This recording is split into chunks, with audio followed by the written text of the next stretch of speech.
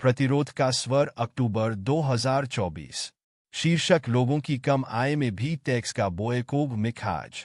भोजन, उपभोक्ता वस्तुओं, निर्माण, औद्योगिक सामग्री पर जीएसटी से बेतहाशा बढ़ रही महंगाई। लेखक अनिल दुबे। मुख्य पाठ।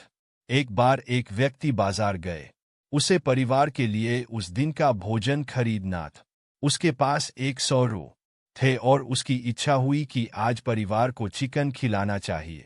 उसने दुकानदार से पूछा, मुर्गी कितने रुपए की है? दुकानदार ने बताया, रु 100 की एक है। वह व्यक्ति मन महसूस कर रह गए। वह बाजार से आटा, आलू, प्याज, तेल मसाले खरीदे और घर लौट गए।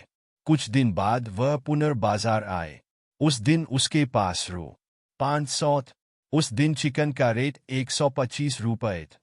उसने फटाफट 2 मुर्गी खरीदी और आटा, प्याज, तेल, मसाले आदि सामान लेकर घर लौट गए।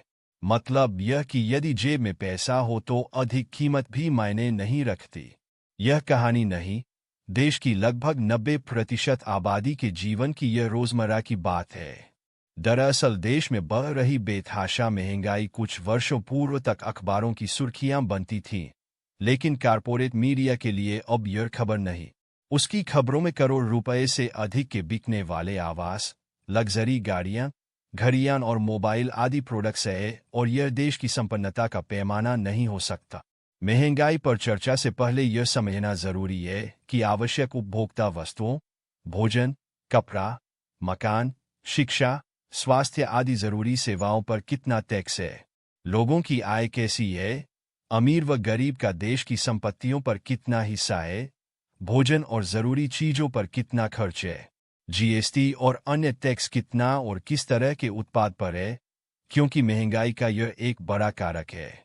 आंकड़े बताते हैं कि महंगाई की मौजूदा स्थिति क्या है, लेकिन दुनिया की तीसरी बड़ी अर्थव्यवस्था बनाने का सब जवाब दिखा रहा शासक वर्ग रातों रात करोड़ों गरीबों को गरीबी की रेखा से बाहर कर उन्हें खाते पीते दर्जे में खड़ा कर देता है।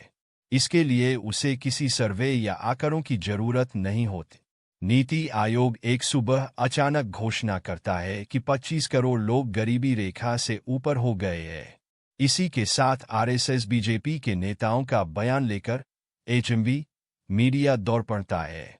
जब देश की कुल संपत्ति 10 से 12 लोगों के पास हो व केंद्र राज्य सरकारों की नीतियां कॉरपोरेट परस्त हों और उसमें भी वह चंद घरानों के लिए बनाई जा रही हो, तो महंगाई का सवाल उनके लिए बेमानी हो जाता है।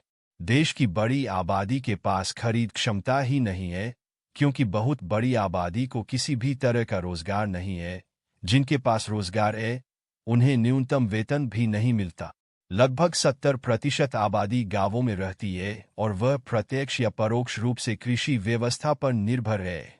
इसका बड़ा हिस्सा रोजगार, शिक्षा और स्वास्थ्य सेवाओं के लिए गांव से शहर के बीच झूलता रहता है। भारत की एक बड़ी आबादी जिसके पास गांव में अब ना मात्र की जमीन है या एकदम नहीं है, उनके लिए एमएसएमई सेक्टर के ध्वस्त होने के बाद शहरों में रोजगार नहीं रह गया है। असंगठित क्षेत्र में न्यूनतम मजदूरी से भी कम भुगतान के कारण एक बड़ी ग्रामीण आबादी गांवों और शहरों के बीच झूलती रहती है। कृषि जनगणना 2015 से 16 जिसकी रिपोर्ट 2018 में जारी हुई, उसके अनुसार 1970 से 71 में आधे किसान सीमांत थे, लेकिन 2015 से 16 आते आते सीमांत किसान बढ़कर 59% हो गए। यही कारण है कि खेती के लिए औसत भूमि 2.8 हेक्टेयर से घटकर 1.01 हेक्टेयर रह गई है। इस तरह किसानों के पास भूमि की कमी हुई है। एनएसओ 2018 के अनुसार 2 हेक्टेयर से कम जोत वाले किसान कुल किसान परिवारों का 89.4% है। देश की कुल राष्ट्रीय संपत्ति पर 1% अमीरों का दबदबा बीते 2 दशक से लगातार तेजी से बढ़ा है। न्यूयॉर्क यूनिवर्सिटी और इनइक्वालिटी लैब द्वारा किए गए एक अध्ययन के अनुसार 100 वर्ष पूर्व भारत के अमीर लोगों के पास देश की कुल इनकम का जितना हिस्सा होता था, मौजूदा स्थिति में उनकी हिस्सेदारी पहले से बहुत ज्यादा है। 1% भारतीयों की राष्ट्रीय आय में 22.6% हिस्सेदारी है, जबकि सबसे गरीब 50% आबादी के पास 15% है। आय और धन असमानता 1992 से 2023 के बीच बढ़ी है। भारत में 1991 से आर्थिक उदारीकरण के मौजूदा दौर की शुरुआत हुई। भारत में आय और धन असमानता 1992-2023 the rise of the billionaire Raj study Nitin Kumar Bharti, Harvard Kennedy school के Lucas Chancel, Paris school of economics के थॉमस पिकेटी और अनमोल सोमाची द्वारा की गई है। देश की कुल आय का 22.6% हिस्सा सबसे अमीर 1% लोगों के पास गया है। यह 1922 के बाद से सबसे ज्यादा है, जो भारत की ब्रिटिश राज की गुलामी के समय से अधिक है।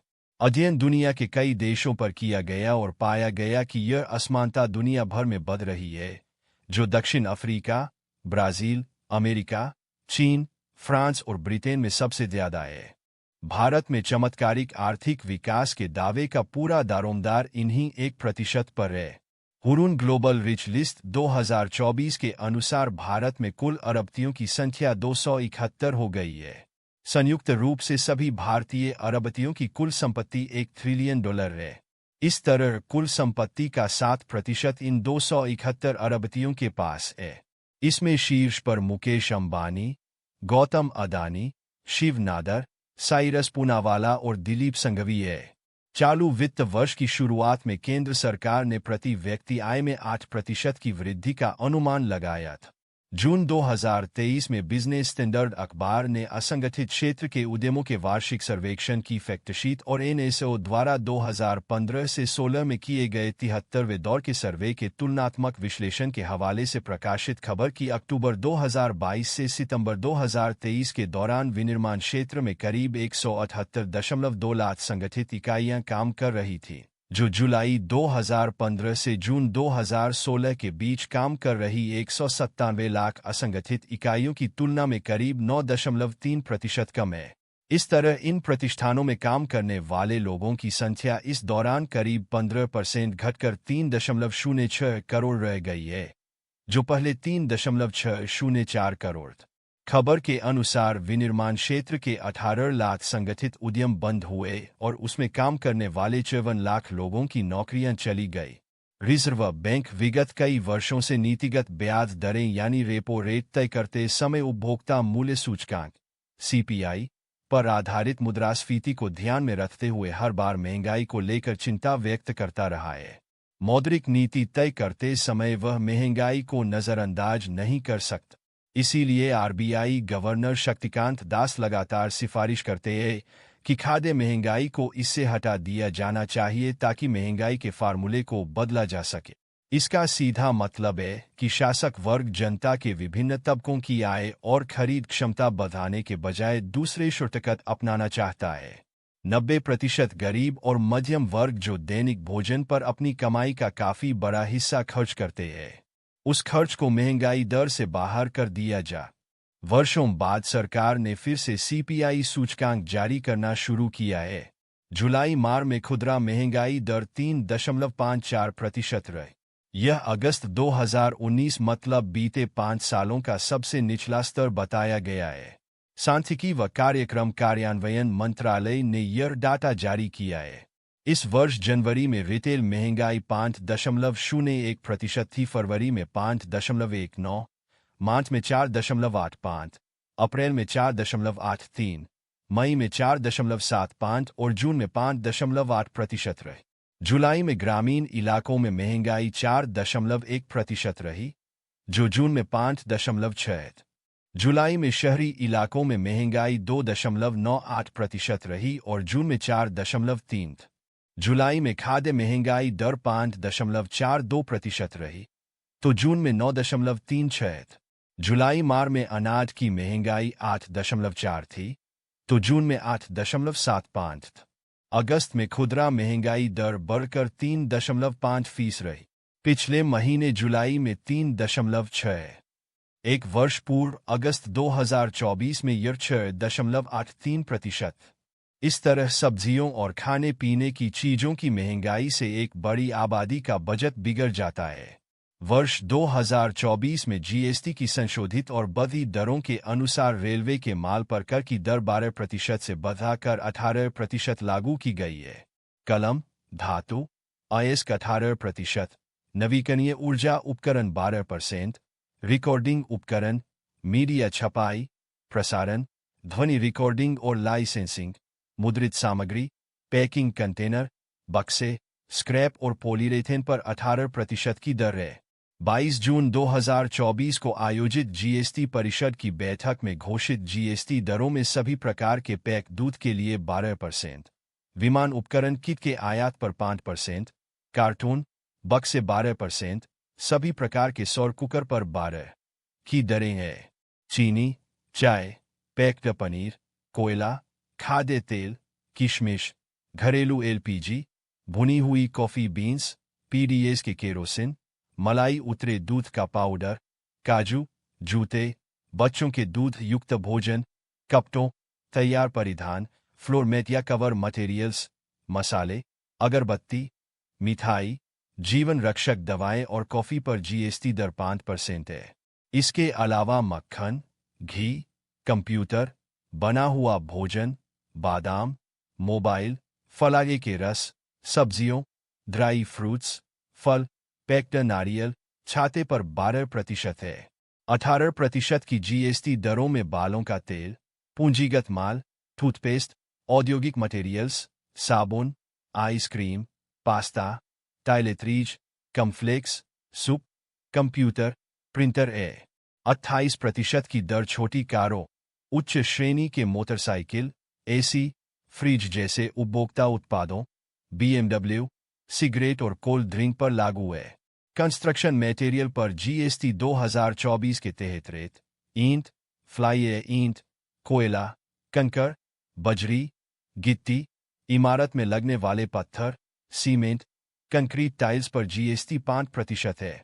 ग्लास आधारित पेविंग ब्लॉक्स पर 28%, मार्बल व ग्रेनाइट पत्थरों पर 12 से 28%, सीमेंट 28%, लोहा और स्टील के प्रोडक्ट्स पर 18%, दीवार की टाइल्स 28%, बांस के floor tile 18%, artificial stone, concrete tiles 5 से 28%, वायरिंग एवं विद्युत फिटिंग 18 से 28%, वॉलपेपर्स 28%, पेंट और वार्निश 18%, पाइप फिटिंग, तालों 18%, सैनिटरी वेयर्स पर 18 से 28% है। इसके अलावा super sulphate cement, aluminium cement, flat cement, Portland cement, refractory cement और कंक्रीट पर 12 से 28% जीएसटी है। देश में महंगाई को लेकर एक बड़ी भूमिका टैक्सों की है। जीएसटी और अन्य करों से खाने पीने आवश्यक उपभोक्ता वस्तुओं, आवासों और भवन निर्माण सभी की लागत बढ़ती है। मकानों की बढ़ती कीमतों के पीछे बड़ी वजह जीएसटी टैक्स है। 1.25 लाख रुपए से लेकर 5 लाख की वार्षिक आय वालों की आय का बड़ा हिस्सा भोजन पर खर्च हो जाता है। एक प्राइवेट रिसर्च संस्थान people's research on India consumer economy price ने 25 राज्यों के 40,000 परिवारों पर किए सर्वे के आधार पर रिपोर्ट तैयार की है। उसके अनुसार भारत में दुनिया का तेजी से बढ़ता मध्यम वर्ग है और उसकी खर्च की क्षमता बढ़ी है। देश में सालाना 5 लाख से 30 लाख रुपए तक कमाने वाले 43 करोड़ मध्य वर्ग की सभी तरह के टैक्स भरने के बाद खर्च योग्य औसत आय 9.25 लाख है। वह करीब 74% धनराशि खाने पीने, पढ़ाई, प्रसाधन, कपड़े और उपभोक्ता सामान पर खर्च करता है और इसकी सालाना बचत 14% है। वही 30 लाख रुपए से अधिक कमाने वाले 5.6 करोड़ लोगों की खर्च योग्य आय 35.70 लाख रुपए है और वह करीब 57% पैसा जरूरतों पर खर्च करता है। 5 लाख रुपए तक की वार्षिक आय वाले लगभग 93 करोड़ लोग हैं, लेकिन उनकी आय जरूरतों से काफ़ी कम है और उन्हें इलाज के लिए भी कर्ज लेना पड़ता है। हालांकि संस्थान ने सर्वेक्षण का कोई फार्मूला नहीं बताया है, इसलिए मध्यम वर्ग की संख्या, उसकी आय, खर्चे और बचत के आंकड़े विश्वसनीय नहीं लगते।